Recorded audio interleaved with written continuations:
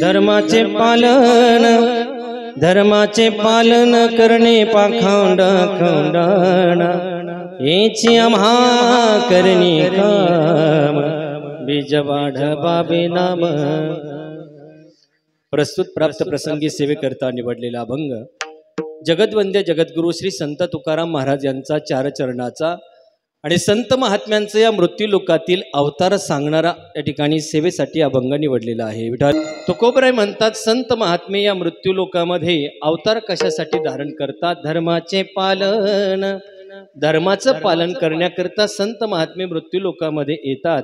आल्यानंतर संत महात्मे काय कार्य करतात? करणे पाखंड खंडन, पाखंड्याचं खंडन करण्याकरिता आणि धर्माचं पालन करण्याकरिता संत महात्मे मृत्यूलोकामध्ये येतात। आणि तुकोबराय म्हणतात, तेच आमचं खऱ्या अर्थाने काम आहे। हेची आम्हा करणे काम बीज वाढवावे नाम।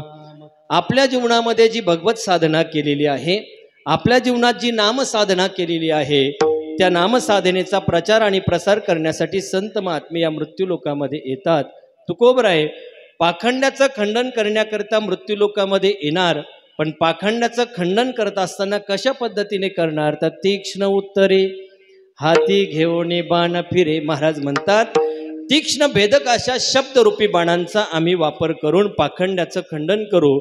आणि ते करत असताना महाराज म्हणतात, माझ्या जीवनात भीतीही नाही आणि माझ्या जीवनात भार म्हणजे मिंधेपणही नाही। या दोन गोष्टी असल्या कारणानं जीवनात पाखंड्याचं खंडन करता येत नाही।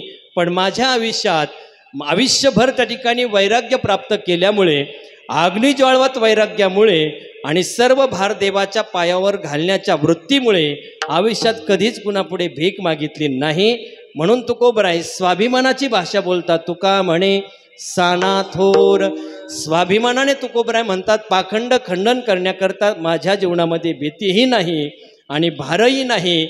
सहजपणे मी पाखंड खंडन करू शकतो। आणि जे हा नाम हातामध्ये घेतलेला आहे की सगळं जग त्या ठिकाणी हरीच्या भजनाने मला धवळून काढायचं आहे, म्हणजे भगवान नामाचा प्रचार आणि प्रसार करण्यासाठी महाराज म्हणतात, आम्ही या मृत्यूलोकामध्ये अवतार धारण करतो। असा अभंगाचा शब्दशः अर्थ तुमच्या समोर ठेवलेला आहे। विठ्ठल जगद्गुरु तुकाराम महाराज आजच्या अभंगामध्ये संत महात्मे या मृत्यूलोकामध्ये कशासाठी येतात ते अवताराचं प्रयोजन या ठिकाणी सांगणारा अभंग सेवेकरता निवडलेला आहे। मायबाप जीवन म्हटलं की या मृत्यूलोकामध्ये आल्यानंतर प्रत्येक जीवाला काही ना काही कर्तव्य आहे। का तर ज्ञानोबराय ज्ञानेश्वरीमध्ये असं म्हणतात की ही कर्मभूमी आहे, याला कर्मलोक असं म्हणतात। आणि या कर्मलोकामध्ये आलेल्या प्रत्येक व्यक्तीला काही ना काही कर्तव्य वाटून दिलेलं आहे। काही ना काही कर्तव्य करणं ही त्याची जबाबदारी आहे। प्रत्येकाचं कर्तव्य भिन्न असेल पण कर्तव्य मात्र प्रत्येकाला आहे। विठ्ठल विठ्ठल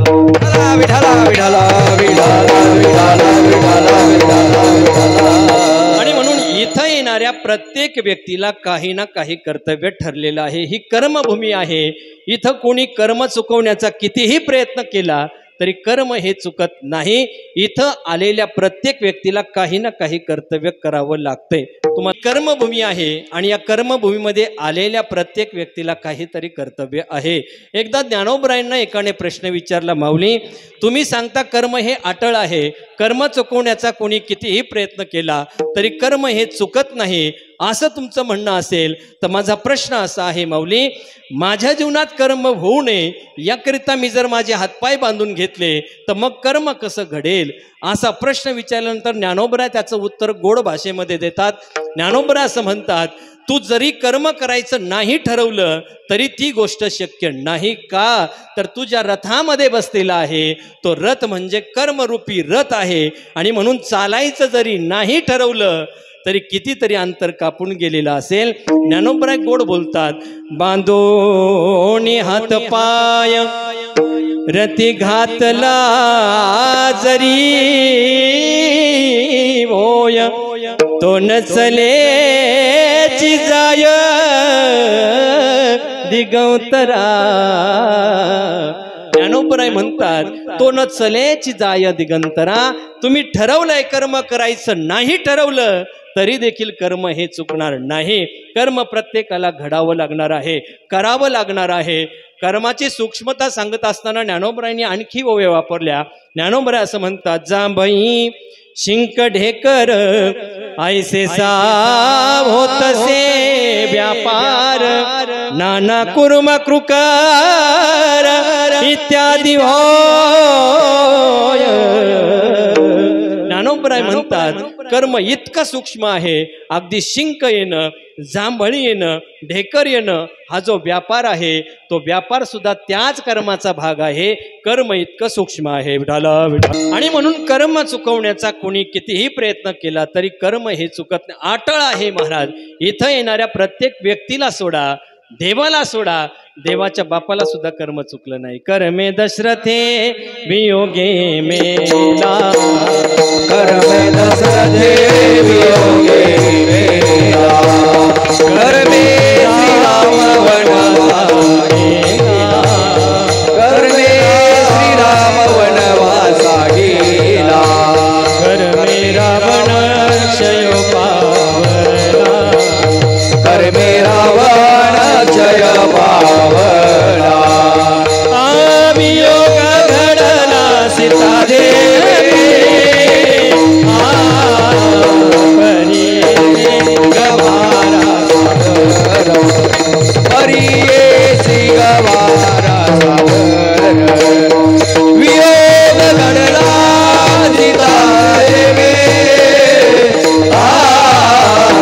हरिये श्री गवारा सागर, हरिये श्री गवारा सागर.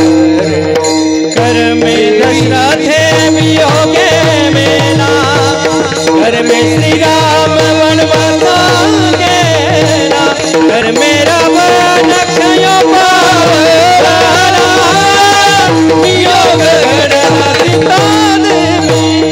कर्मे दशरथ वियोगे मेला, कर्मे श्रीराम वनवासा गेला, कर्मे रावण क्षय पावला, वियोग घडला सीता देवी. कर्मे दशरथे वियोगे मेला, कर्मे श्रीराम वनवासा गेला. कर्म हे अटळ आहे. महाराज बघा तुम्ही, राजा दशरथ की अखिल विश्वाचा नायक असणारा परमात्मा ज्याच्या पोटी जन्माला आला, काही सामान्य अधिकार असेल का महाराज? राजा दशरथाचा अधिकार सांगत असताना तुलसीदासजी असं सांगतात, राजा दशरथाचा रथ जर स्वर्गामध्ये गेला तर इंद्र स्वतःचं आसन सोडून त्यांना बसण्यासाठी देत होता. एवढेच अधिकार संपन्न असणारे राजा दशरथ की ज्यांच्या पोटी अखिल विश्वाचा नायक जन्माला आला, पण तरी देखील शेवट होत असताना, आयुष्याचा शेवट होत असताना पुत्र वियोगामध्ये मरावं लागलंय. कर्मे दशरथे वियोगे मेला, कर्मे श्रीराम वनवासा गेला. प्रभू रामचंद्राचा विचार करा. अखिल विश्वाची सत्ता असणारा परमात्मा, ज्याच्या धाकाने सूर्य उगवतो, ज्याच्या धाकाने अग्नी पेटतोय आणि ज्याच्या धाकाने सगळी सृष्टी चालती, असा असणारा परमात्मा जो अयोध्येचा राजा बनणार होता, पण रात्र घडली आणि रात्र झाल्यानंतर सकाळी दिवस उजाडला. जो अयोध्येचा राजा बनणार होता त्याला जंगलाचं राज्य स्वीकारावं लागलं. कशाचा परिणाम? कर्म असं आहे महाराज. देवादिकाला सुद्धा कर्म हे चुकलेलं नाही. ही कर्मभूमी आहे. इथं आलेल्या प्रत्येक व्यक्तीला काही ना काही कर्तव्य ठरलेलं आहे. प्रत्येकाला कर्तव्य आहे महाराज, प्रत्येकाला कर्तव्य. मग विचार करा, देव आहे, सगळी सृष्टीवरती सत्ता गाजवण्याची क्षमता आहे, त्याला जर कर्म टळत नसेल तर आपल्यासारख्याची काय गोष्ट आहे महाराज? आमच्याकडे कोणतीच सत्ता नाही. ना जन्माची सत्ता आहे, ना मृत्यूची सत्ता आहे. जन्मापासून मृत्यूपर्यंत जे अंतर आहे की ज्याचं नाव आयुष्य आहे, त्या आयुष्यात मात्र काय करावं, कसं जीवन जगावं याचं स्वातंत्र्य जरी परमात्म्याने आमच्या हातात दिलेलं असेल, पण जीवन जगत असताना मिळणारे सुखदुःख जे आहेत, जीवन जगत असताना होणारे, प्राप्त होणारे जे भोग आहेत, ते भोग कधीही चुकत नाही. केले कर्म झाले त्याची भोगाले, कर्म झाले त्याची भोगाले, त्याची भोगाले,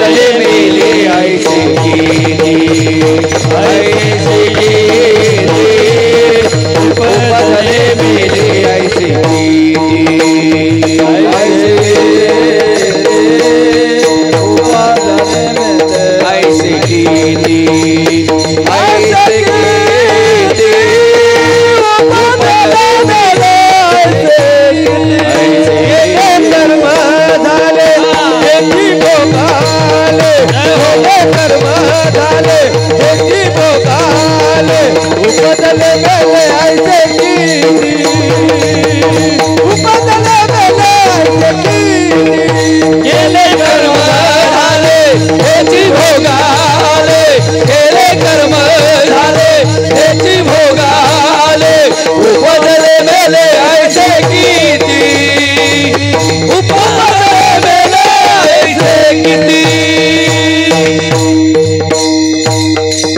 केले कर्म झाले त्याची भोगा आले आणि उपजले मेले ऐसे किती. कर्म कुणालाही चुकत नाही. या कर्तव्य भूमीमध्ये आल्यानंतर प्रत्येकाला कर्म भोगावं लागतंय, प्रत्येकाला भोगावं लागतंय. पण एक गोष्ट सांगू का, जसं देवादिकाला कर्म चुकत नाही तसं आपल्यालाही चुकणार नाही. इथं आल्यानंतर प्रत्येकाला कर्म हे अटळ आहे महाराज, प्रत्येकाला ते भोगायचं आहे. पण भोगत असताना कसं भोगावं ही गोष्ट महत्वाची आहे. कारण का तर जीवन जगत असताना सुखदुःख आमच्या जीवनात प्राप्त होणारे आहेत. जसं जीवन म्हटलं की सुखदुःख मिश्रित त्या ठिकाणी जीवन आहे. कभी सुख है कभी दुख है उसी का नाम जीवन है. किसी के काम जो आए उसे इंसान कहते. एक कवी फार गोड बोलतोय की जीवन म्हटलं की जीवन कसं आहे, कभी सुख है कभी दुःख है उसी का नाम जीवन है. सुख दुःखाने मिश्रित हे मानवी जीवन आहे. आमच्याही जीवनात सुख दुःख प्राप्त होणार आहे की जसे संत महात्म्यांना झाले, जसं देवादिकांना झाले. राम म्हणून आल्यानंतर आयुष्यभर जर दुःख भोगावं लागत असेल तर आमच्यासारख्याची काय गत आहे महाराज. आपण तर मानव आहोत, आमच्याकडे कोणतीच सत्ता नाही. म्हणून जीवन जगत असताना सुख दुःख आले तर धरून चालायचं, दुःख आलं ना तर परमात्म्याने आमच्यावर कृपा केली. आज त्याची आठवण काढण्याकरता परमात्म्याने मला वेळ दिला असं जर समजलात तर दुःखाने तुम्ही कधीच दुःखी होऊ शकत नाही. पण असं समजलं पाहिजे महाराज, तेच समजत नाही महाराज. आपण आपली गंमत अशी महाराज, आपल्याला दुःख देख न करायची सवय लागली महाराज. हा दुःख, मला एक सांगू का तुम्हाला, खरं सांगतो, जीवन जगत असताना सुख दुःख येणार आहेत महाराज. आज सुख असेल तर उद्या दुःख आहे, आणि धरून चालायचं उद्या दुःख असेल तर परवा माझ्या जीवनात परत सुखाचा दिवस येणार आहे. जसा सूर्याचा उदय आणि सूर्याचा अस्त आहे, अस्त झाल्यानंतर पुन्हा एकदा सूर्य उदयाला येणार आहे, तसं हे सुख आहे दुःख आहे हे सुद्धा मिश्रित आहे. आज सुख असेल तर उद्या माझ्या जीवनामध्ये दुःख असेल, आज दुःख असेल तर उद्या माझ्या जीवनामध्ये सुख असेल.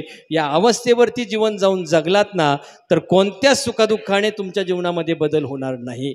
पण ती अवस्था प्राप्त झाली पाहिजे महाराज. तुकोबरायांनी कधीच दुःख देखणं केलं नाही महाराज. विचार करा तुकोबरायांनी, अरे खाण्याची परिस्थितीची अडचण निर्माण झाली, एक पत्नी अन्न करिता गेली, मुलगा त्यांच्या समोर गेला, पण देवापुढे कधीच भीक मागितली नाही महाराज. तुकोबराय मागितली? अरे दुःख हे माझ्या कर्माचे जर भोग असतील तर ते मला भोगावे लागणार आहेत, त्यात कोणीही काही करू शकत नाही. मग जर देवाला भोग भोगावे लागत असतील तर आपल्यालाही भोग भोगावे लागणार आहेत. मग तुकोबराय तीच अवस्था तुकोबरायांची होती. तुकोबराय देवापुढे जाऊन कधीच भीक मागितली नाही, किंबहुना देवाला प्रार्थना केली नाही, देवा का माझ्या जीवनात दुःख दिलं असेल देवा, अरे एवढी भक्ती माझ्या जीवनात तुझी करतोय, एवढी आठवण तुझी करतोय देवा, आणि का माझ्या जीवनात दुःख टाकलं, अशी विवंचना तुकोबरायांनी कधी देवापुढे मांडली नाही. जी विवंचना आपण मांडतोय महाराज, आपण मांडतो की नाही? आपल्याला दुःख देखणं करायची सवय असते महाराज. एखादा जर डॉक्टरकडे गेला, आजारी पडला, 8 दिवस हॉस्पिटलमध्ये राहून जर घरी आला तर 9व्या दिवशी त्याला असं वाटतं की सगळ्या जगाने मला भेटायला यावं. बरोबर आहे की नाही? अशी अपेक्षा करतो महाराज. बरं, आल्यानंतर सुद्धा आनंदी राहत नाही महाराज. दुःख गेलेलं असतं, दुःखनं निघून गेलेलं असतं, पण सारखा खिन्न केलेला चेहरा करून तो समोर बसतो महाराज. का? समोरच्याला दिसावं मी दुःखी आहे म्हणून. अरे त्याला काय दिसावं महाराज, तो त्याच अपेक्षेने आला असतो किती ब्लॉकेज निघाले म्हणून. हा, आपल्याला वाटतं त्याला आनंद, त्याला दुःख झालं पाहिजे, त्याने माझ्याकडे विचारणा केली पाहिजे, माझ्या सुख दुःखाचा विचारणा केली पाहिजे. पण खरं सांगू का, दुःख एक न करत बसू नका. आहे त्या दुःखामध्ये एक विचार करा, जगद्गुरु तुकोबरायांना दुःख झालं, पण महाराजांनी कधीच दुःख देवापुढे मांडलं नाही. उलट शब्द आहेत महाराजांचे, बरे झाले देवा निघाले दिवाळे, बरे झाले देवा निघाले, बरे झाले देवा निघाले दिवाळे, बरे झाले देवा निघाले दिवाळे.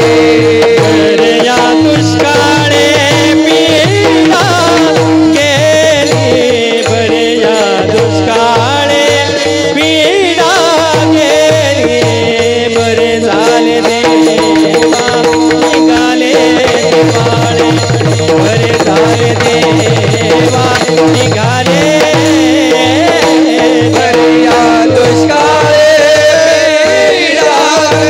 गेली, बरे या दुष्काळे पीडा गेली, बरे झाले देवा निघाले दिवाळे, बरे झाले देवा निघाले दिवाळे, दिवाळे.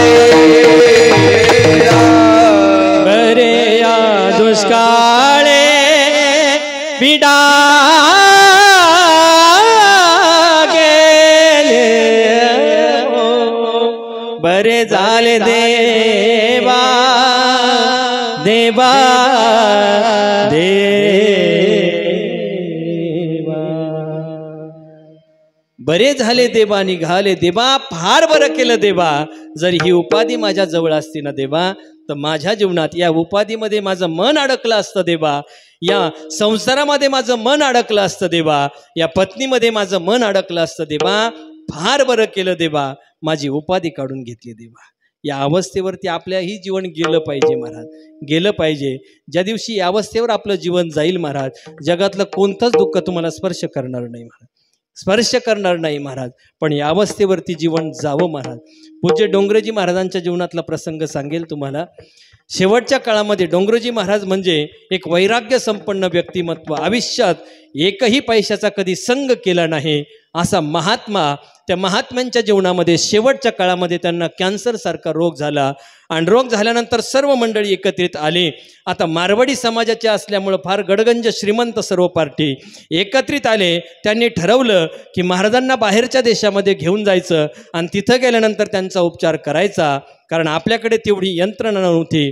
मग त्यांनी ठरवलं, मीटिंग घेतली, महाराजांच्या समोर आले, प्रस्ताव मांडला, महाराज जर बाहेरच्या देशामध्ये गेलो तर तुमच्या जीवनात झालेला जो कर्करोग आहे, कॅन्सर, तो त्या ठिकाणी बरा होईल. आता डोंगरेजी महाराजांनी दिलेलं उत्तर ऐका. ते म्हणले, बाहेरच्या देशामध्ये गेल्यानंतर कदाचित या जन्मातला कॅन्सर माझा बरा होईल, पण माझ्या कर्मरेखेमध्ये असणारा कॅन्सर जर असेल तर तो भोगण्यासाठी पुन्हा एकदा जन्माला यावं लागेल, आणि पुन्हा जन्माला येऊन भोगण्यापेक्षा याच जन्मात मला तो भोगू द्या. या अवस्थेवरती जीवन गेलं पाहिजे, या अवस्थेवरती आपल्यालाही केलं पाहिजे एक दिवस. पण आमचं असं आहे महाराज, जगाने आपली स्तुती केली रे केली की आम्ही फुग्यासारखे फुगतो महाराज, टर टर टर असे फुगतो महाराज. आणि जगाने जर आमची निंदा केली, जग जर आपल्याला वाईट म्हणू लागलं ना, तर जगाच्या निंदेने आम्ही दुःखी होतो महाराज. या अवस्थेमध्ये आपलं जीवन अडकलंय महाराज. या अवस्थेत जोपर्यंत आपलं जीवन अडकलंय तोपर्यंत जगाकडून तुम्हाला फक्त दुःख मिळणार आहे महाराज, तोपर्यंत जगाकडून फक्त दुःख मिळणार आहे. मग या अवस्थेच्या पलीकडे जाऊन विचार करा. अरे कितीही सुख झालं तरी हुरळून जायचं नाही, आणि कितीही आतोनात त्या ठिकाणी दुःख आलं, कितीही दुःख येऊ द्या, पण दुःखामध्ये सुद्धा खचून न जाता भगवंताची भक्ती कधीच सोडायची नाही. या अवस्थेवरती आपलं जीवन जावं महाराज. जसं त्या ठिकाणी सावता महाराज म्हणतात ना, कोण दिवसी पैसोनी हातीवर, कोण दिवसी पालकी सुभेदार, कोण दिवसी पालकी सुभेदार, कोण दिवसी पायाचा चाकर, कोण दिवसी पायाचा चाकर, चालून जावे, चालून जावे, चालून जावे, चालून जावे, समयासी सादर भावे, समयासी सादर भावे, देव ठेविल तैसे राहावे, देव ठेविल तैसे राहावे, तैसे राहावे, तैसे राहावे, तैसे राहावे। सावता महाराज गोड बोलतात, कोणे दिवशी बैसोनी हातीवर, कोणे दिवशी पालकी सुभेदार। भगवंताने फार श्रीमंती दिली, तरी त्या श्रीमंतीमध्ये म्हणायचं, देवा ही श्रीमंती कधीतरी जाणारी आहे देवा, कधीतरी या श्रीमंतीपासून माझा वियोग होणार आहे देवा। आज श्रीमंती दिली ना देवा, पण नाथ महाराजांचं जीवन डोळ्यासमोर घ्यायचं। श्रीमंतीमध्ये नाथ महाराजांची भक्ती जशी सुटली नाही ना देवा, तशी माझी भक्ती सुटणार नाही देवा।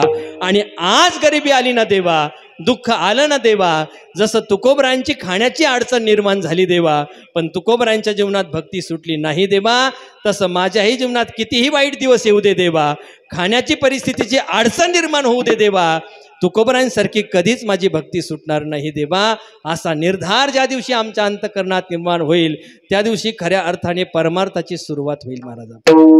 या अवस्थेवरती जीवन कधीतरी जावं महाराज आपलं, पण आपली अवस्था अशी आहे महाराज, जगाने कौतुक केलं की आम्ही आनंदित होतो महाराज, जगाने स्तुती केली तरी आपण आनंदित होऊ नये, आणि जगाने दुःख दिलं तरी आपण दुःखी होऊ नये। या अवस्थेवरती आपलं जीवन जावं महाराज। त्या दिवशी पेपरमध्ये एक कात्रण आलं होतं महाराज, छोटी गोष्ट आहे, 1 मिनिटाची गोष्ट आहे, आपल्या विषयाला फार अनुकूल आहे म्हणून त्या ठिकाणी सांगतो। तिथे एक अशी एक गोष्ट सांगितली होती त्यांनी। एक आश्रम होता, एक गुरुजी होते, आणि त्यांच्या आश्रमामध्ये अनेक विद्यार्थी त्या ठिकाणी शिकत होते। 1 मिनिटाचा चुटकुला आहे, पण अत्यंत मार्मिक आहे। कशासाठी सांगतो, जीवनात जगाने आपल्याला सुख दिलं तरी देखील आपण सुखी व्हायचं नाही, आणि जगाने आपल्याला दुःख दिलं तरी देखील दुःखी व्हायचं नाही। या अवस्थेवरती जीवन पोहोचावं याकरिता महत्त्वाचा भाग आहे। तर त्या आश्रमामध्ये अनेक विद्यार्थी होते, गुरु महाराज होते, दररोजचा नित्यक्रम चालायचा, दररोज विचारसागरचे पाठ असायचे, वृत्तीप्रभाकरचे पाठ असायचे, असे दररोजचे पाठ चालायचे। आणि एक दिवसाची घटना, एक सद्ग्रस्त आला, तो म्हटलं, महाराज मी बऱ्याच दिवसापासून पाहतो तुम्ही अत्यंत छान पद्धतीने विद्यार्थी घडवत आहात, पण तुम्हाला इथं दुधाची अडचण आहे, त्याकरिता माझी अशी इच्छा आहे की एक गावरान गाय तुम्हाला दिली तर तुमची ती अडचण दूर होईल। गुरु महाराज म्हणले, काही अडचण नाही, फार चांगला निर्धार आहे तुझा, निश्चय चांगला आहे, एक काम कर, आणून दे गाय। त्या सद्ग्रस्ताने एक गाय घेतली आणि गुरु महाराजांच्या आश्रमामध्ये ती गाय दिली। गुरु महाराजांचं दर्शन केलं, तो सद्ग्रस्त निघून गेला। 8 दिवसाने घटना अशी घडली, आता गाय आल्यानंतर आनंदाची बात झाली ना महाराज, गाईला दररोज 10, 5, 20 लिटर दूध निघायचं। सगळे गुरु महाराज, अगदी विद्यार्थी सगळेजण दुधाच्या प्याले प्यायला सुरुवात केली महाराज, सगळेजण दूध घ्यायला लागले, सगळे आनंद झाला। दुधाची अडचण मिटली, खाण्याची अडचण मिटली, नाही मधुकरी मिळाली ते किमान दुधावर तरी आपला दिवस जाईल, आनंदित झालं सगळं वातावरण। गुरु महाराज सुद्धा 20 किलोचे 25 वर गेले, 25चे 35 वर गेले, 8-10 दिवसात बदल झाला महाराज, अत्यंत आनंद झाला। 8 दिवसाने तो सद्ग्रस्त पुन्हा त्या ठिकाणी आश्रमामध्ये आला। आल्यानंतर त्या ठिकाणी गाय घेऊन निघून गेला, आणि गाय घेऊन जात असताना महाराजांना भेटला नाही। एक विद्यार्थी पळत पळत महाराजांकडे आला, महाराजांचं दर्शन केलं। महाराज ऐका ना महाराज, म्हणजे काय झालं, 8 दिवसापूर्वी ज्या ग्रहस्थाने आपल्याला गाय दिली होती ना, ती गाय तो सद्ग्रस्त घेऊन गेला। गुरु महाराज म्हणले, फार चांगलं झालं, शेण उचलायचा ताण गेला। ऐकताय ना, अरे आज दुधाची व्यवस्था झाली, आनंद आहे, उद्या त्या ठिकाणी गाय निघून गेली, दुःख नाही, म्हणले त्रास आपला मिटला, गायीची सेवा करण्याचा त्या ठिकाणी त्रास आपला मिटला, शेण उचलायचं काम राहिलं नाही। या अवस्थेवरती ज्या दिवशी आपलं जीवन जाईल मायबाप, त्या दिवशी आपल्या जीवनातलं जे समाधान आहे ते समाधान मात्र जगामध्ये जे समाधानी माणसं आहेत त्या समाधानी माणसामध्ये आपलं समाधान मात्र अग्रगण्य राहील. पण या अवस्थेवरती जीवन पोहोचलं पाहिजे. माझा मुद्दा असा आहे, जीवन म्हटलं की या कर्मभूमीमध्ये आल्यानंतर प्रत्येकाला काही ना काही कर्तव्य आहे. असे या कर्तव्य कर्मभूमीमध्ये प्रामुख्याने 3 वर्ग येतात. पहिला वर्ग आहे देवाचा, दुसरा वर्ग आहे तुमचा आमचा, आणि तिसरा वर्ग आहे संतांचा. विठ्ठल, या कर्तव्य कर्मभूमीमध्ये प्रामुख्याने 3 वर्ग येतात. देवही या कर्तव्य कर्मभूमीमध्ये येतो, तुम्ही आम्ही सुद्धा कर्तव्य कर्मभूमीमध्ये येतो, आणि संत महात्मे देखील या भूमीमध्ये येतात. देवालाही कर्तव्य आहे, तुम्हाला आम्हालाही कर्तव्य आहे, आणि संतांनाही कर्तव्य आहे. देवाचं कर्तव्य भिन्न आहे, तुमचं आमचं कर्तव्य भिन्न आहे, आणि संतांचं देखील कर्तव्य भिन्न आहे. कर्तव्य नाही असं कोणीच नाही, प्रत्येकाला कर्तव्य आहे. जरी कर्तव्य भिन्न भिन्न असेल पण कर्तव्य नाही असं कुणीही नाही, तिघांनाही कर्तव्य आहे. मग देवाचं कर्तव्य काय आहे तर भगवान गीतेमध्ये असं म्हणतात, यदा यदा हि धर्मस्य ग्लानिर्भवति भारत अभ्युत्थानम् अधर्मस्य तदात्मानं सृजाम्यहं परित्राणाय साधूनां विनाशाय च दुष्कृतां धर्म संस्थापनार्थाय संभवामि युगे युगे. भगवान म्हणतात देवाचं कर्तव्य काय आहे तर धर्माची स्थापना करण्याकरिता अहम संभवामि युगे युगे, दुष्टाचं निर्दालन करण्याकरिता आणि साधूचं रक्षण करण्याकरता परमात्मा या मृत्यूलोकामध्ये येतो. अनेक प्रमाणे सांगता येतील. धर्म रक्षावया अवतार घेसे आपुल्या पाळीसे भक्तजना, किंवा तुलसीदासजी रामायणामध्ये सुद्धा गोड बोलतात, जब जब होई धर्म की हानी बाडही असुर धम अभिमानी तब तब प्रभु धरि विविध शरीरा हरहि कृपा निधि सजन पीरा. हो जब जब होई धर्म की हानि बाडहि असुर धम अभिमानी. राम सिया राम जय जय राम. तुलसीदासजी रामायणामध्ये सांगतात की धर्माची स्थापना करण्याकरिता तो भगवान परमात्मा केला नारायणे अवतार, केला नारायणे अवतार, केला नारायणे अवतार, केला नारायणे. आहे तुका म्हणे धर्म संस्थापने, आहे तुका म्हणे धर्म संस्थापने, केला नारायणे अवतारे अवतारे, केला नारायणे अवतारे.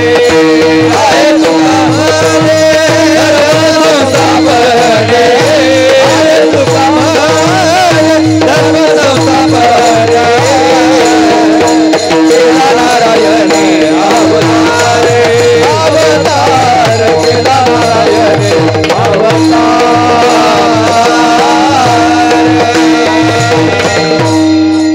आहे तुका म्हणे धर्मसंस्थापने आणि केला नारायणे अवतार.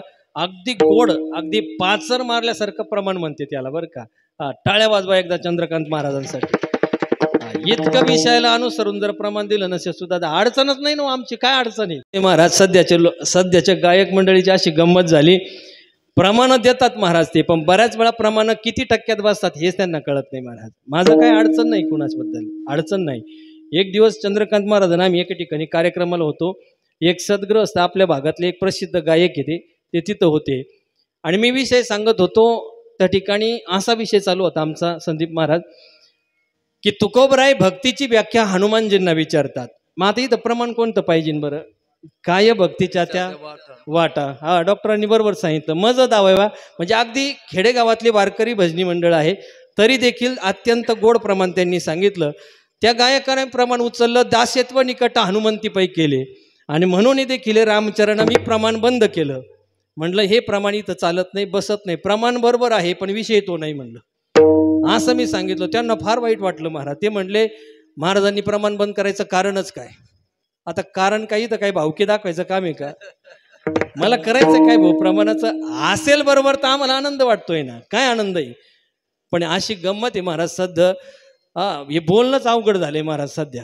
असं झालंय असा बाजार उठलाय ना महाराज सध्या. हो, कोणी बोलायचं आणि कोणी थांबवायचं असा प्रश्न त्या ठिकाणी निर्माण झालाय महाराज. आमचा विषय नाही. आता किती गोड प्रमाण दिलं सुद्धा अगदी फिट, अगदी फिट. कीर्तनकाराला आनंदच वाटला पाहिजे महाराज. पण जर विषयाला अनुसरून नसणारं जर प्रमाण असेल ना तर डिस्टर्ब होतं. 1 मिनिटं काही कळत नाही कीर्तनकाराला कोणता विषय चालला तो. असं होतं ते. माझा मुद्दा मी कशासाठी सांगितलं काही कळलं नाही, पण आला हो गाणे म्हणून बोललो विठाल. तर भगवान परमात्मा या मृत्यू लोकामध्ये येतो कशासाठी? परित्राणाय साधूनाम, दुष्टाचं निर्दालन करण्याकरिता आणि साधूचं परित्राण अर्थात साधूचं रक्षण करण्याकरिता परमात्मा या मृत्यू लोकामध्ये येतो. मग देव मृत्यू लोकामध्ये धर्म पालनाकरिता येतो, दुष्टाचं निर्दालन करण्याकरिता येतो. आणि ज्या दिवशी देवाकडून काम होत नाही त्या दिवशी कुणाला अवतार घ्यावा लागतो? आदिशक्तीला अवतार घ्यावा लागतो. ती अनादि तत्व आहे पण तरी देखील तिला यावं लागतं की नाही? अनादि निर्गुण प्रगटली भवानी, प्रगटली भवानी, महिषासुर मर्दना त्रिविध तपाती करवया धारणी,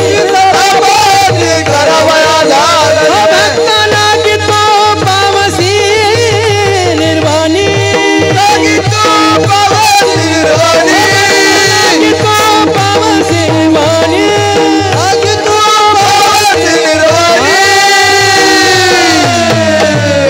आईचा दोघवा मागे, आईचा दोघवा मागे ना, आईचा दोघवा मागे ना, आईचा दोघवा मागे, आईचा दोघवा मागे ना, आईचा दोघवा मागे ना.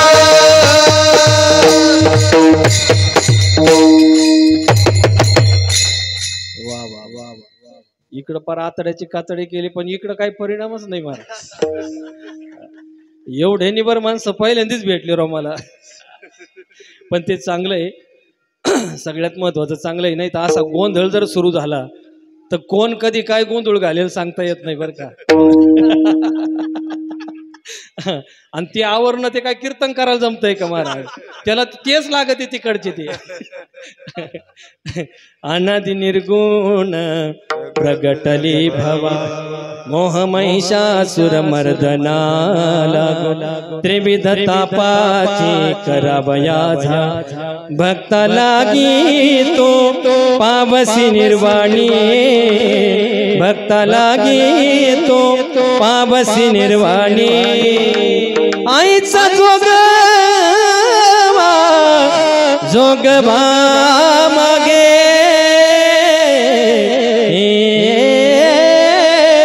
जोगवा मागे.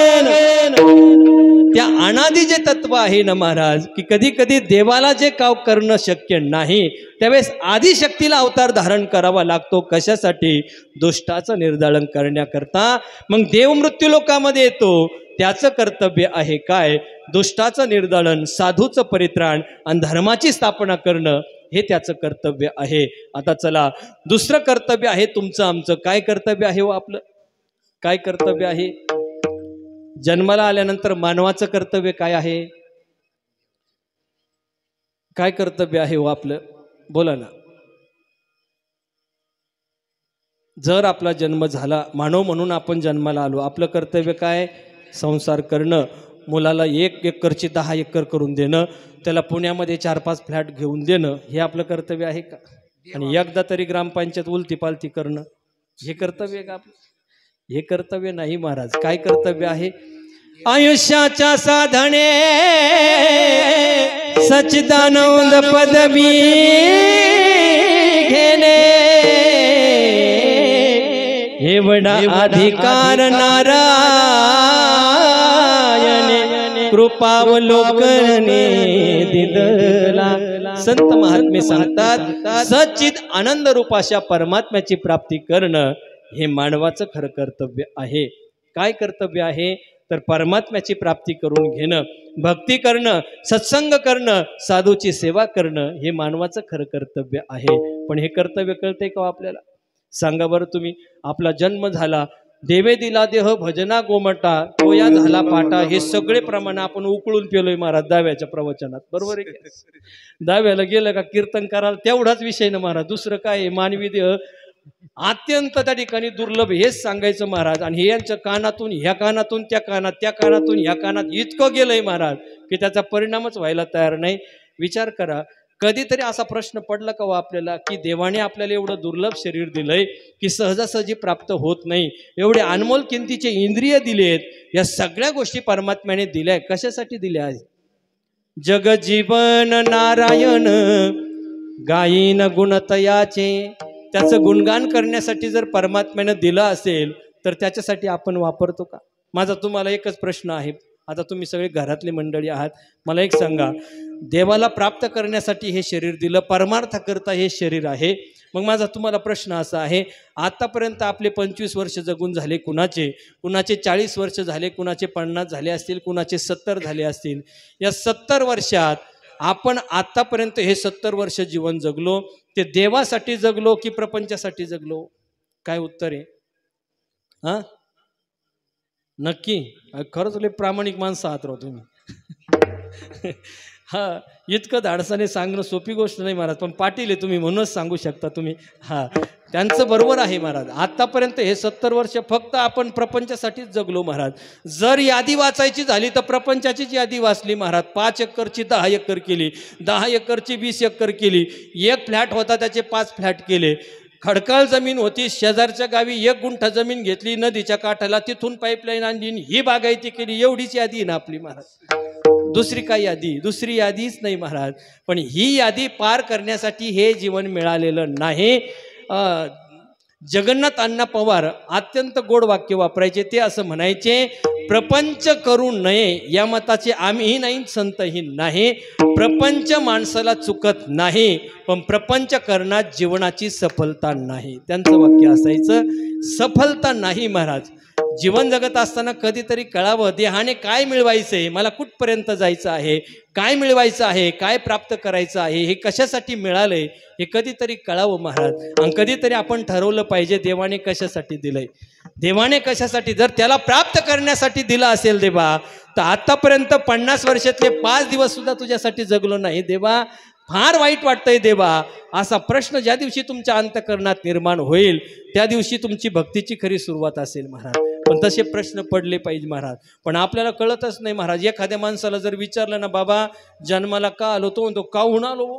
ते आमचे गुरुजी महाराज मराठवाड्यातले गुरुजी म्हणजे काहून आलो, काहून.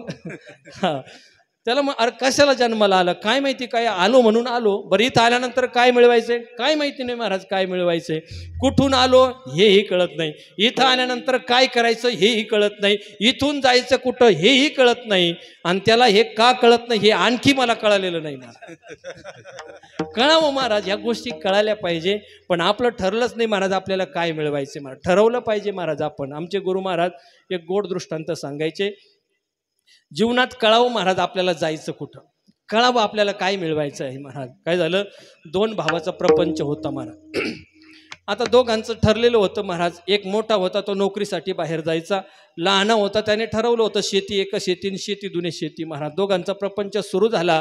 मोठ्याने नोकरीसाठी बाहेर जावं, लहान्याने शेती करावी, असा गुण्यागोविंदाने संसार चालू होता. आणि अशा ठिकाणी बऱ्याच वेळा मी असं म्हणत असतो, असा चांगला चाललेला संसार असेल ना, तिथं असा शेजारी करपट भेटतो महाराज की त्याला चांगला चाललेला संसार बघवत नाही. तो लहाना जो शेती करत होता ना, तो एक दिवस दारे धरत होता. दारे माहिती ना तुम्हाला? दारे कळतात ना? काही ठिकाणी बारे म्हणतात त्याला. आता ही वेगवेगळी भाषा आहे, पण बारेंदारी एकच अर्थ होतो त्याचा.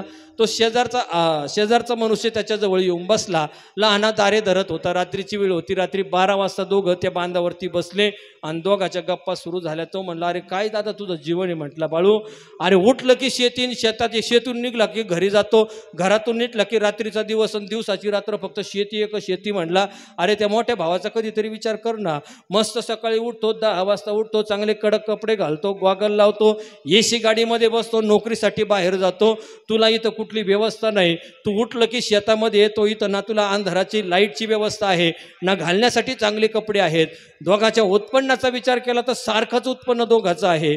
मग विचार कर ना कधीतरी तो आयसो आरामात जीवन जगतोय आणि तू मात्र एवढं दुःखाने बरबटलेलं तुझं जीवन आहे. म्हणला, कधीतरी तू याचा विचार केला का?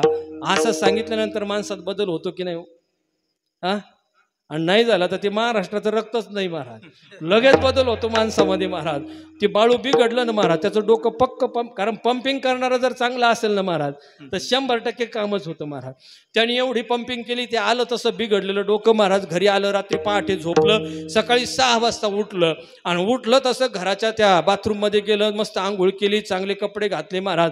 आणि चांगले कपडे घालून बाहेर पडणार तर साहजिकच आता सगळ्या घरातल्या माणसांना प्रश्न पडला, जो उठला की शेतात जातो, आज एवढे चांगले कपडे घालून चालला कुठं? वडील समोर आले. वडील म्हणले, बाळू एवढे चांगले कपडे घातले, चाललाय कुठं? तो म्हणला, दादा दररोज बाहेर जातो. तुम्ही त्याला कधी विचारता का? त्याला कोणी विचारित नाही, मला सुद्धा कोणी विचारायचं नाही. वडिलांना वाटलं जरा गाडी गरम झालेली दिसती, नको याच्या नादी लागायला. वडिलांनी विषय सोडून दिला महाराज. पुढं होती आई. आता आईचं हृदय महाराज ते मलूल हृदय, प्रेमाचं हृदय. आई समोर आली, म्हणले, बाळू अरे उठला की शेतात जातो, आज एवढे चांगले कपडे घालून वर्ष श्राद्धाला चालला काय?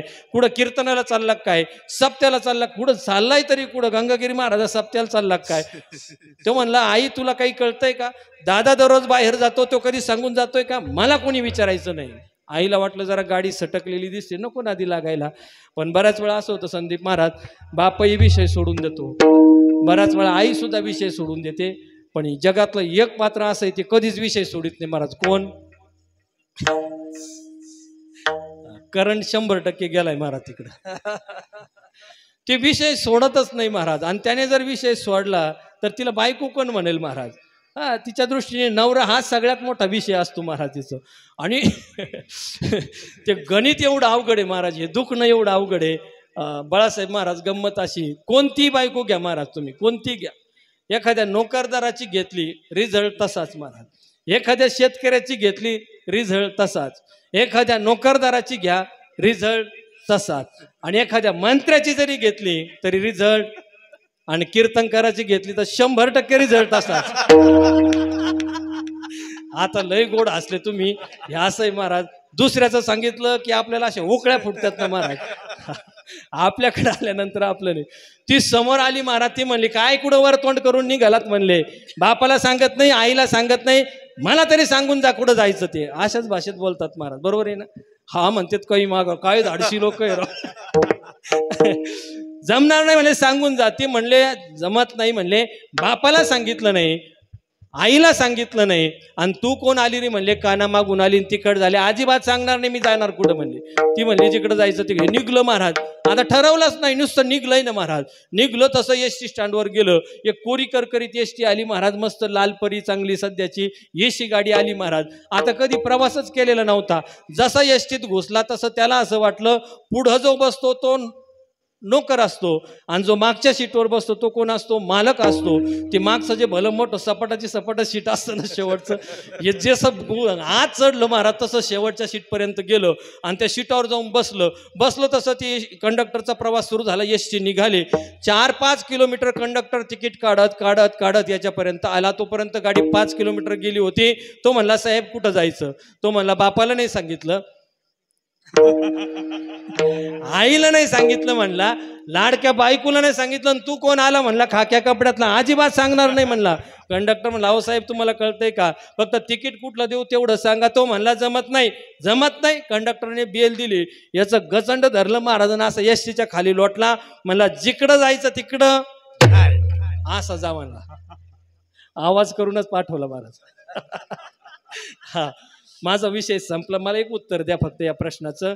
त्याची ही जी फसगत झाली कशामुळे झाली हो? एसटीत बसल्यामुळं कशामुळं झाली? अहो ठरलंच नाही ना जायचं कुठं. माझा मुद्दाच असा आहे, हे जीवन प्राप्त झाल्यानंतर ठरवावं मला काय मिळवायचं आहे, ठरवावं मला काय प्राप्त करायचं आहे. जो ठरवतोय तोच तिथपर्यंत पोहोचणार आहे. मग मानवाचं कर्तव्य आहे सच्चिदानंद पदवी घेणे, मानवाचं कर्तव्य आहे परमात्म्याची प्राप्ती करणं, देवाचं कर्तव्य आहे धर्मपालन करणं, आणि तिसरं कर्तव्य आहे संतांचं. काय संतांचं कर्तव्य आहे? अभंगाचं पहिलं. धर्माचे पालन, जय हो. धर्माचे पालन, धर्माचे पालन, धर्माचे पालन, धर्माचे पालन, धर्माचे पालन, धर्माचे पालन, धर्माचे पालन,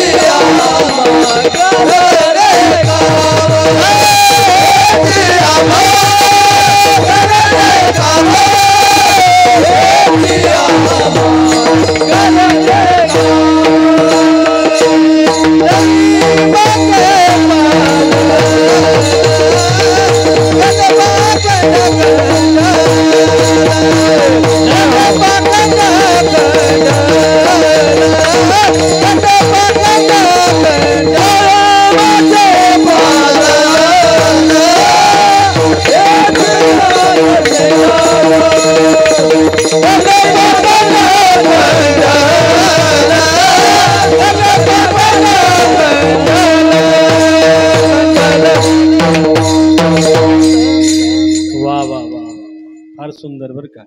दोन्ही प्रमाणे एक नंबरच झाले आता. वा वा गणेश महाराज खूप सुंदर.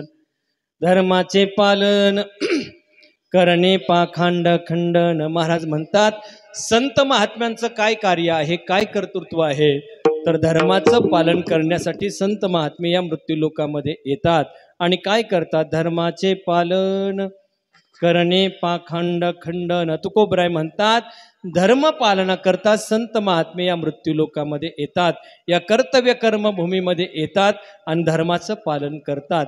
पण इथं शंका अशी निर्माण होते की देवाचं कर्तव्य सांगितलं धर्माचं पालन करणं आणि संतांचंही कर्तव्य आहे धर्माचं पालन करणं, तर एकाच कामासाठी दोघांना येण्याची गरज काय? अशी एक शंका आहे. कार्य एकच आहे, धर्माचं पालन करणं कार्य एक आहे. मग देव जे कार्य करण्यासाठी इथं आला तेच कार्य करण्यासाठी संतांना येण्याची गरज का? बरोबर आहे की नाही? जर एखादं कार्य करण्यासाठी जर माणूस सक्षम असेल तर त्याला दुसऱ्याच्या मदतीची गरज पडत नाही. बरोबर आहे की नाही?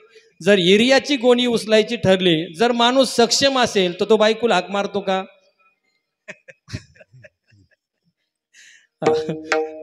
नाही मारत महाराज. कुणाला भावाला हाक मारत नाही, चुलत भावाला हाक मारत नाही. बरोबर आहे की नाही? का? तो सक्षम आहे उचलण्याकरता.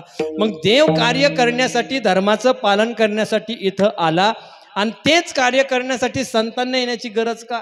मग देव ते कार्य करण्यासाठी सक्षम नाही का किंवा सबळ नाही का? तर उत्तर तसंही पाहता येणार नाही. आता मुद्दा असा आहे, देवाला संतांच्या मदतीची गरज नाही. तो इतका सक्षम आहे महाराज. ऐका यशस्वी औदार्य ज्ञान वैराग्य ऐश्वर्य हे साई गुणवर्य बसती जेत षडगुण ऐश्वर्य संपन्न तो एक भगवंतची जाण श्रुती नेती नेती नेती एक म्हणती गोविंदुरे. आणि श्रुतीला ज्याचं वर्णन करता आलं नाही इतका तो सक्षम आहे, इतका षडगुण ऐश्वर्य संपन्न असणारा परमात्मा आहे. किती आहे महाराज तो. आप सुन कबाई अरे बेदास काई वो पुसून कबाई अरे बेदास काई कळले चिनाई शेष शिनला झाल्या द्विसहस्र जिभारे देव का भो देव का भो देव का भो मिटेवरी उभा उभा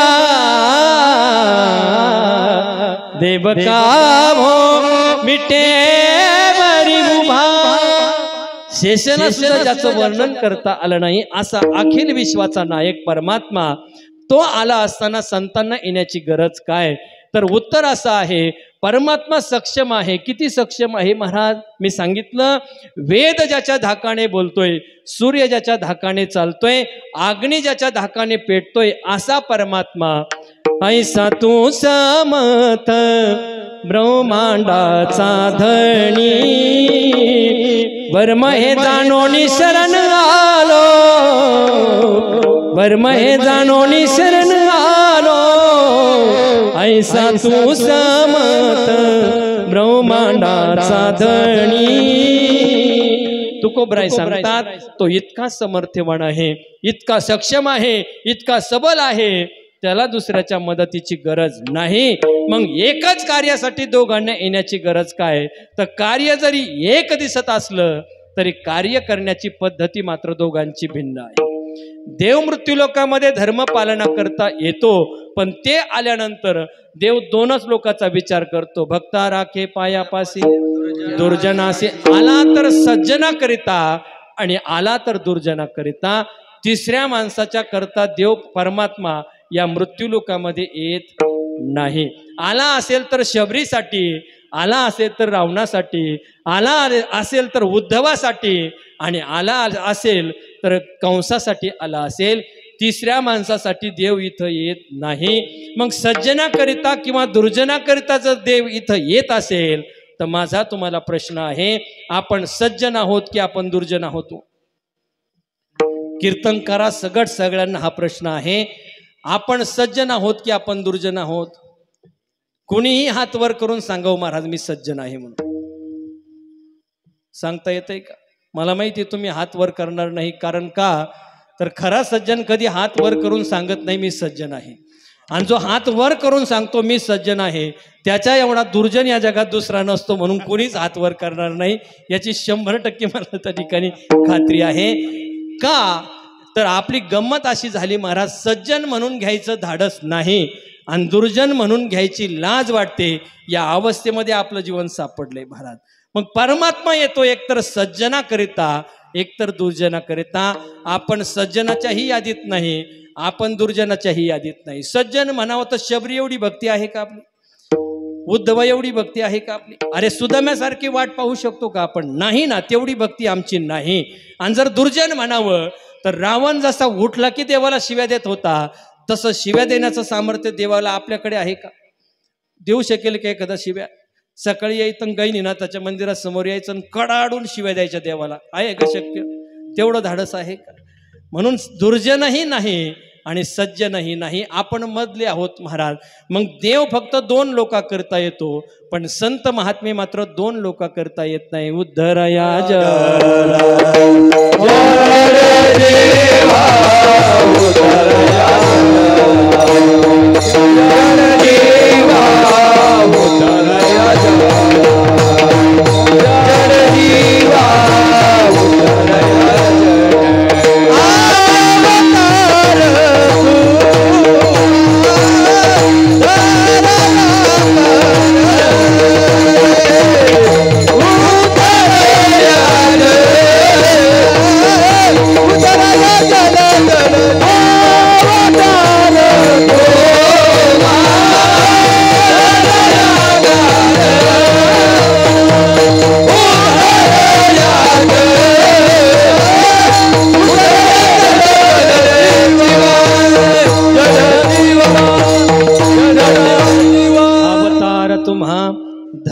कारण उद्धर या जन जडी. संत महात्मे मात्र अखिल विश्वाच्या जडजीवांच्या उद्धाराकरता या मृत्यू लोकामध्ये येतात.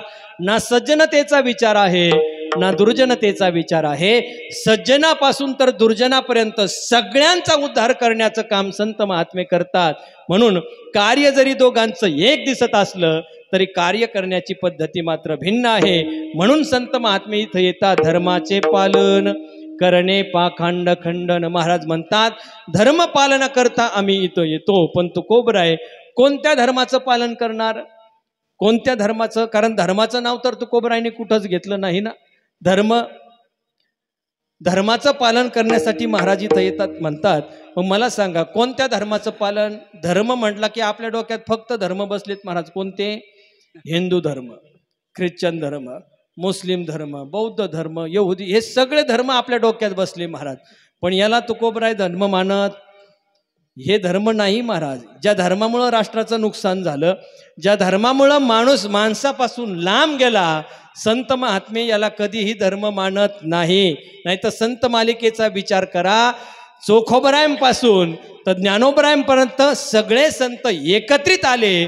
अनेक जातीचे संत एकत्रित आले आणि या जगाला ज्यांनी एक विचार दिला त्या विचाराचं नाव आहे वारकरी संप्रदाय.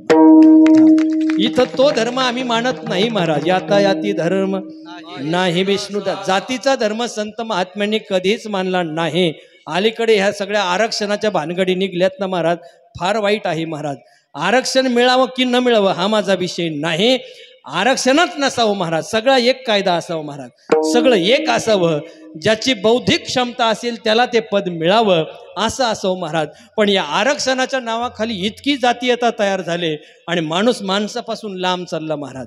सगळे जातीचे गट तयार झाले महाराज. आमचे गुरु महाराज पुंडलिक महाराज जंगले शास्त्री त्या दिवशी तळतळून बोलले महाराज नगरमध्ये. काय बोलले महाराज? अरे आम्ही एका छताखाली सगळे जातीतले लोक एकत्र आणण्याचा प्रयत्न करतो आणि हे राजकीय असणारे लोक इथं आणलेल्या लोकांना लांब करण्याचं काम करतात. हे फार मोठं वाईट आहे महाराज. एका छताखाली एक करण्याचं काम फक्त संतांनी केलं महाराज. ती क्रांती ज्ञानोबरायांनी 750 वर्षापूर्वी केली महाराज. आज लोक म्हणतात महाराज एक झालं पाहिजे, संघटित झालं पाहिजे. पण हे आज नाही, हे 750 वर्षापूर्वी सगळ्या जातीतल्या लोकांना एकत्र आणण्याचं काम जर कोणी केलं असेल ते संतांनी केलेलं आहे महाराज. आणि म्हणून माझा मुद्दा असा आहे, या जातीचे जे धर्म आपण जे वाटून घेतले त्याला संत महात्मे कधीच धर्म मानत नाही महाराज. धर्माच्या अनेक व्याख्या शास्त्रकाराने सांगितल्यात महाराज. शंकराचार्यांनी धर्माची व्याख्या सांगितली. यह जगत स्थिती कारणम प्राणीनाम साक्षात यतो अभ्युदयनी श्रेयस्स हेतुस्स धर्म. त्या ठिकाणी शंकराचार्य असं म्हणतात, जे मानवाच्या प्रत्यक्ष उत्कर्षाचं आणि मोक्षाचं कारण आहे त्याला धर्म असं म्हणतात. धारयती ती धर्म. जगाचं धारण करण्याची जी शक्ती आहे तिला धर्म असं म्हणतात. अनेक धर्माच्या व्याख्या आपल्याला सांगता येतील, पण संत महात्म्याला या व्याख्या मान्य नाही. मग संत महात्म्यांनी दिलेली धर्माची व्याख्या कोणती? सगळ्या धर्माचा जो निज धर्म आहे, असा जो धर्म आहे की नामस्मरण रूपी जो धर्म आहे तोच अखिल विश्वामध्ये एक नंबरचा धर्म आहे, परमधर्म आहे. तुकोबराय म्हणतात ना, सकळ धर्म माझा विठोबाचे नाम, विठोबाचे नाम आणि केवळ नेने पायी, आणि केवळ नेने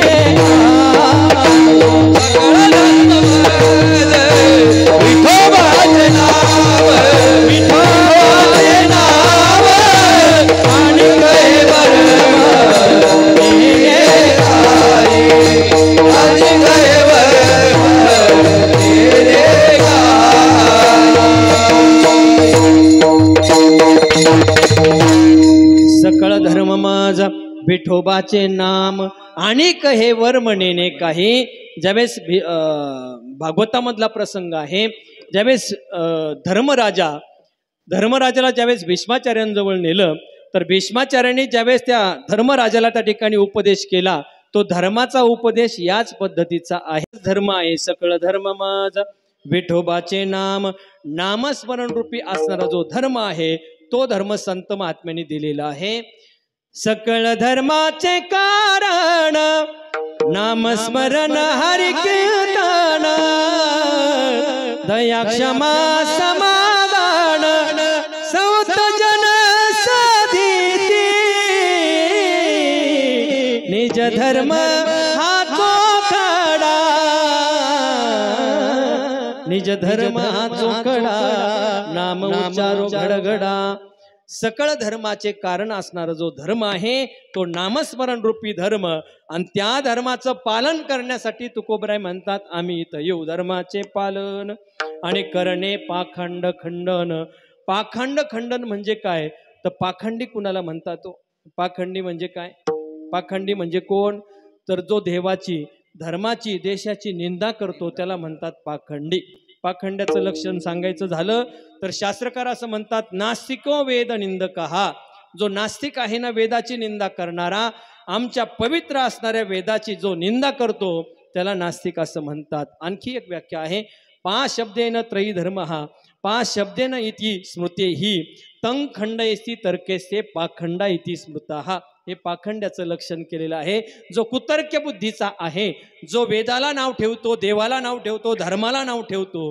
त्याला म्हणतात नास्तिक त्याला म्हणतात पाखंडी अशा पाखंड्याचं खंडन करण्याकरता आणि धर्माचं पालन करण्याकरता तुकोबराय म्हणतात आम्ही या मृत्यूलोकामध्ये येतो धर्माचे पालन करणे पाखंड खंडन हेची आम्हा करणे काम बीज वाढवावे नाम तुकोबराय म्हणतात धर्माचं पालन करणं पाखंड्याचं खंडन करणं हेच आमच्या जीवनातील खरं काम आहे हेची आम्हा करणे काम बीज वाढवावे नाम सगळ्यांनी मोठ्या प्रेमाने एकदा भजन करा हात वर करा बरं सगळेजण हा ज्यांना ज्यांना आहेत त्यांनीच वर केले तरी चालतील हा मागचे जे कुत्सर होते ना ते निबरवर घेतले विठोबा रखुमाई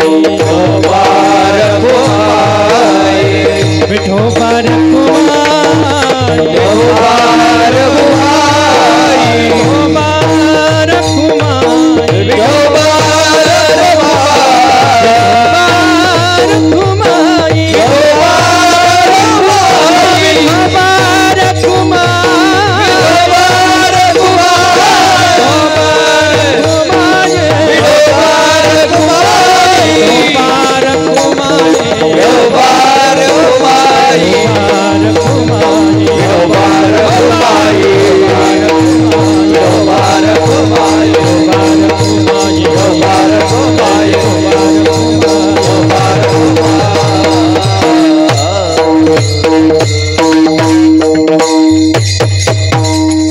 धर्माचे पालन हात खाली घेतले का वा वा वा वा खूप आज्ञाधारी माणसं आहे महाराज सांगायचं कामच नाही तो म्हणतात तपीला कळणारी माणसं आहेत तुम्ही धर्माचे पालन करणे पाखंड खंडन हेची आम्हा करणे काम बीज वाढवावे ना तुकोबराय म्हणतात धर्माचं पालन करण्याकरिता पाखंड्याचं खंडन करण्याकरता आम्ही या मृत्यूलोकामध्ये येतो आणि तेच आमचं खऱ्या अर्थाने काम आहे काय काम आहे तर पाखंड्याचं खंडन करणं धर्माचं पालन करणं आणि आम्ही जे नामस्मरण करत आहोत ना आतापर्यंत जे नामस्मरणाचं आम्ही अनुष्ठान केलं आणि ती फलश्रुती आम्हाला जी प्राप्त झाली ती फलश्रुती या जगालाही प्राप्त व्हावी ही उत्कट भावना तुकोबरायांच्या अंतःकरणामध्ये आहे आणि म्हणून महाराज म्हणतात बीज वाढवावे नाम की आम्ही जे नामस्मरण केलं त्या नामाचा प्रचार आणि प्रसार करण्याचं काम संत महात्मे मृत्यूलोकामध्ये आल्यानंतर करतात महाराज पाखंड्याचं खंडन करणं यासाठी तुम्ही इथं येता पण ते पाखंड खंडन कशा पद्धतीने करता तर महाराज सांगतात तीक्ष्ण उत्तरे हाती घेऊन बाण फिरे महाराज म्हणतात पाखंड्याचं खंडन कशा पद्धती करणार तर तीक्ष्ण उत्तरे हाती घेऊन बाण फिरे महाराज म्हणतात तीक्ष्ण भेदक अशा शब्दरूपी बाणांचा आम्ही वापर करू त्याने पाखंड खंडन 100% होईल पण आता माझा मुद्दा असा आहे पाखंड खंडन करणं हे जरी तुकोबराय म्हणतात आम्ही तीक्ष्ण भेदक अशा शब्दरूपी बाणांचा वापर करून त्या ठिकाणी खंडन करू पण पाखंड राहतं कुठं आणि ते त्या शास्त्राने शक्य आहे का याचा विचार महत्त्वाचा आहे कारण लक्ष्य काय आहे हे पाहून शास्त्राचा उपयोग केला जातो बरोबर आहे की नाही लक्ष्य काय आहे हे पाहून शास्त्राचा उपयोग केला जातो जसं उंदीर मारण्यासाठी बंदूक कामाची आहे का एखादा जर घरात उंदीर निघला आणि घरातला माणूस जर बंदूक घेऊन त्याच्या मागं पळाला तर काय करता लो? काय नाही, त्याला येण्याच्या इस्पितळात न्यावं लागेल महाराज. हा, म्हणून जसं उंदीर मारण्यासाठी बंदूक कामाची नाही आणि वाघ मारण्यासाठी जशी काठी कामाची नाही, बिबट्या त्या ठिकाणी भेटतोय म्हणून डॉक्टरांना सोबत घेऊन यावं लागतं बऱ्याच वेळा, आहे की नाही? हा, लक्ष काय आहे हे पाहून शस्त्राचा उपयोग केला जातो, बरोबर आहे की नाही? लक्ष समोर काय आहे हे पाहून ना, वाघाला मारण्यासाठी जशी काठी कामाची नाही, उंदराला मारण्यासाठी बंदूक कामाची नाही, तसं तुकोबराय पाखंड्याचं खंडन करण्याकरिता व्यावहारिक शस्त्राने ती गोष्ट शक्य आहे का? तर तुकोबराय सांगतात व्यावहारिक शस्त्राने ती गोष्ट शक्य नाही. का? तर पाखंड राहतं कुठं हे अगोदर आपल्याला पाहावं लागेल. पाखंड म्हणजे काय? तर अगदी व्यावहारिक सोप्या भाषेमध्ये सांगतो, पाखंड म्हणजे वैचारिक प्रदूषण. विचार, वैचारिक प्रदूषण म्हणजे पाखंड. विचार कुठं राहतात? तो विचार अंतःकरणामध्ये राहतात. मग अंतःकरणातील विचार संपवायचे असेल तर ते व्यावहारिक शस्त्राने शक्य आहे का? व्यावहारिक शस्त्राने शक्य नाही. कारण का? व्यावहारिक शस्त्र फक्त शरीरापर्यंत पोहोचतात, पण अंतःकरणापर्यंत पोहोचण्यासाठी व्यावहारिक शस्त्र कामाचं नाही. तिथं एकच शस्त्र कामाचं आहे, ते शस्त्र म्हणजे शब्द. शब्दशास्त्रानेच आपण तिथपर्यंत पोहोचू शकतो. कारण तुकोबरायांचं एक प्रमाण असं आहे, तुकोबराय म्हणतात वचन ते नाही तोडीत शरीरा आणि भेदू ते अंतरा वज्रा ऐसे. या शब्दाची शक्ती अशी आहे, शब्दाची ताकद अशी आहे की जे शरीराला दाह करत नाही पण अंतःकरणाला वज्राप्रमाणे भेदून टाकतात. अशी या शब्दाची व्याप्ती आहे, अशी या शब्दाची ताकद आहे. आणखी शब्द हा बहुसार उपकाराची राशी मनोनी आली वाट सिद्ध ओळीची तैसी तरले तरती गा आणि कही विश्वासी सुखे मी निजलो गा शून्य सारोण तेथे त्रिकुट शिखरी गा दान मिळे आई ते. शब्द हा बहुसार उपकाराची राशी. तुकोबराय म्हणतात शब्द हा बहुसार आहे, उपकारक आहे. तो काय करतो? तो अंतःकरणाला वज्राप्रमाणे भेदून टाकतो. मग पाखंड खंडन करण्यासाठी तुकोबराय म्हणतात आम्ही तीक्ष्ण भेदक अशा शब्दरूपी बाणांचा वापर करू की जेणेकरून पाखंड खंडन झालं पाहिजे. तीक्ष्ण उत्तरे हाती घेऊन बाण फिरे. तुकोबराय ठीक आहे, व्यावहारिक शस्त्राने पाखंड खंडन होत नाही, तिथं शब्दरूपी शस्त्र महत्वाचे आहेत. पण शब्दरूपी शस्त्र आहेत, महत्वाचा मुद्दा असा आहे की लक्ष समोर आहे, शस्त्रही तुमच्या हातात आहे, पण शस्त्र चालवण्यासाठी शस्त्रधारी जर धाडसी नसेल तर शस्त्राचा उपयोग आहे का? शस्त्राचा उपयोग आहे का? वाघ समोरून आला, तुमच्या हातात मोठी काठी दिली, म्हटले मारा. आता जो धाडसी असेल तो मारील, बरोबर आहे की नाही?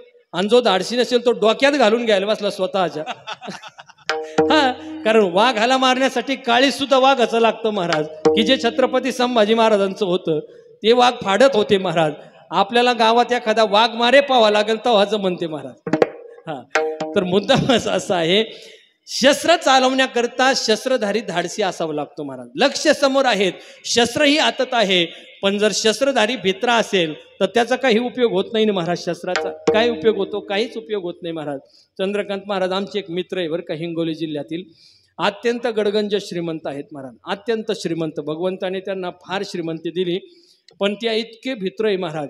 घरात जर उंदीर निघला की सगळ्याच्या अगोदर घराच्या बाहेर पळत आहे महाराज, एवढं भित्र महाराज. एक दिवस त्यांच्या घरी चोरी झाली आणि चोरी झाल्यानंतर दुसऱ्या दिवशी आमचा सहज फोन झाला. ते म्हणले महाराज घरी चोरी झाली, भरपूर घरामध्ये पैसे होते ते सगळे चोराने घेऊन गेले. मी म्हणलं अहो तुमच्याकडे एवढी श्रीमंती दिली, तुम्ही एक काम करा ना, स्वतःचं रक्षण करण्याकरता एखादी बंदूक तरी घेऊन या, जेणेकरून तुमचं रक्षण झालं म्हणजे भरपूर झालं, तुमच्या श्रीमंतीचं रक्षण होईल, पैशाचं रक्षण होईल, तेवढं तर करू शकता ना म्हटले. ते म्हणले महाराज तुम्ही फार चांगला सल्ला दिला, आता एक काम करतो, पहिली बंदूक घेऊन येतो म्हणजे हे सगळं त्या ठिकाणी निपटून जाईल म्हटले, काळजी करायचं काम राहणार नाही. मग त्यांनी सांगून आम्ही एक बंदूक आणली, चंद्रकांत महाराज एक बंदूक आणली घरात ठेवली महाराज. एक दिवस मला परत त्यांचा फोन वाजला, म्हणले महाराज परत एकदा घोटाळा झाला आणि रात्री चोर आले होते, परत एकदा चोरी झाली. मी म्हटलं अहो आता चोरी व्हायचं काय काम आहे, तुमच्याकडे एवढी मोठी बंदूक नव्हती का? ते म्हणले बंदूक होती ना. म्हणले मग चालवली नाही का? अहो बंदूक दाखवली असती तर ती सुद्धा नेली असती, म्हणले लपून ठेवली. कळालं ना तुम्हाला? लक्ष समोर आहे, शस्त्रही हातात आहे, पण शस्त्रधारी त्याच्याकरता धाडसी असावं लागतो. तुकोबराय म्हणतात पाखंड्याचं खंडन करणं आम्हाला सहज शक्य आहे. लक्ष समोर आहेत, शस्त्रही आमच्याकडे शब्दरूपी शस्त्र आहेत, आणि खंडन करण्यासाठी खऱ्या अर्थाने जी भीती आणि भार त्या ठिकाणी लागत नाही. आमच्या जीवनात भीतीही नाही आणि आमच्या जीवनात भारही नाही. नाही बीड भार, नाही बीड भार, नाही बीड भार, नाही बीड भार, नाही बीड भार, नाही बीड भार, नाही बीड भार, नाही बीड भार. तुका म्हणे साना थोर, तुका म्हणे साना थोर, हे जिया मरणे काम, हे जिया मरणे काम. ओ बीजवाडवया नाम बीजवाड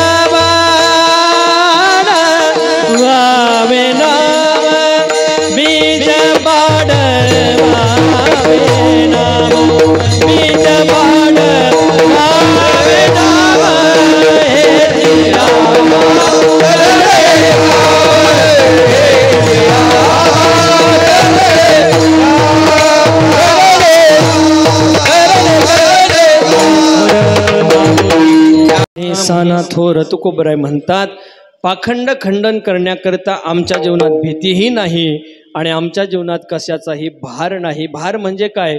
मिंधेपण.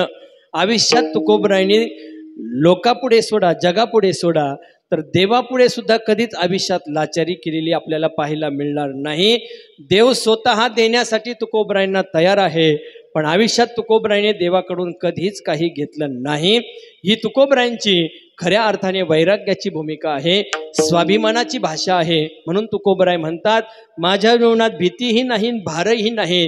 मी स्वाभिमानपणाने त्या ठिकाणी स्वाभिमानी जीवन जगलोय आणि त्यामुळं पाखंड खंडन करणं आम्हाला अवघड नाही. सहजपणे आम्ही ते करू शकतो. ते करता करता आणखी काय करणं, हेची आम्हा करणे काम. बीज वाढवावे नाम. भगवान नामाचा प्रचार आणि प्रसार करणं ती आमची खऱ्या अर्थाने जबाबदारी आहे. असा जगद्गुरु तुकोबरायांचा निरोप संकल्पित वेळेमध्ये तुमच्यापर्यंत पोहोचवलेला आहे. 10 मिनिटं तुम्ही म्हटले म्हणून मी ते 10 मिनिटं घेतलेले आहेत, पण तरीही त्या 10 मिनिटाबद्दल मनापासून तुमची दिलगिरी व्यक्त करतो. आपल्या सालाबादप्रमाणे संपन्न होणारा अखंड हरिनाम सप्ताह आई जगदंबेच्या नवरात्र उत्सवाच्या निमित्ताने आपला हा सप्ताह संपन्न होत आहे. 51 वर्षाची मोठी महान परंपरा आपल्या या सप्ताहाला लाभलेली आहे. अलीकडे जर आपण परिसरामध्ये जर बघितलं तर 5-25 वर्षाची परंपरा आपल्याला पाहायला मिळेल. तुमच्या गावची किती वर्षाची परंपरा आहे? 49. म्हणजे यांच्या मागवरच पायावर पाय देऊन तुम्ही फार आनंद वाटतो महाराज. अरे 50-50 वर्ष सप्ताह टिकवले, यावरून कळतंय तुमच्या आयुष्यात तुम्ही खऱ्या अर्थाने किती परमार्थ केला. अत्यंत महाराज हा परिसर खरं अत्यंत भावनिक भाग्यवान आहे महाराज, की गुरुजींचे गुरुवर्य बन्सी बाबांचे संस्कार आम्हाला लाभलेले आहेत आणि त्याचा परिणाम एवढं सुंदर कार्य या परिसरामध्ये आपल्याला लाभलेलं आहे. आणि म्हणून 51 वर्षाची परंपरा आपल्या सप्ताहाला आहे. 51 वर्षापासून सप्ताह टिकवलाय, त्याचं संवर्धन केलं. मनापासून तुम्हाला ग्रामस्थाला खऱ्या अर्थाने मनापासून मी धन्यवाद देईन. हे सोपं नाही महाराज सप्ताह टिकवणं. अलीकडे 2-4 वर्ष चांगला सप्ताह झाला की 5व्या सप्ताहाला लगेच दोन पार्ट्या पडतात आणि 2 पार्ट्या 2 इकडे जातात महाराज. बरोबर आहे की नाही? एका सप्ताहाचे 2 सप्ताह होतात आणि काही भाग्यवान गावं असे की तिथं सप्तेच बंद पडलेत महाराज. असे महाभाग गावक सुद्धा आपल्या परिसरामध्ये काही पाहायला मिळतील. पण 51 वर्षापासून तुम्ही हा सप्ताह टिकून ठेवलाय, तुम्हाला खऱ्या अर्थाने मनापासून धन्यवाद देतो.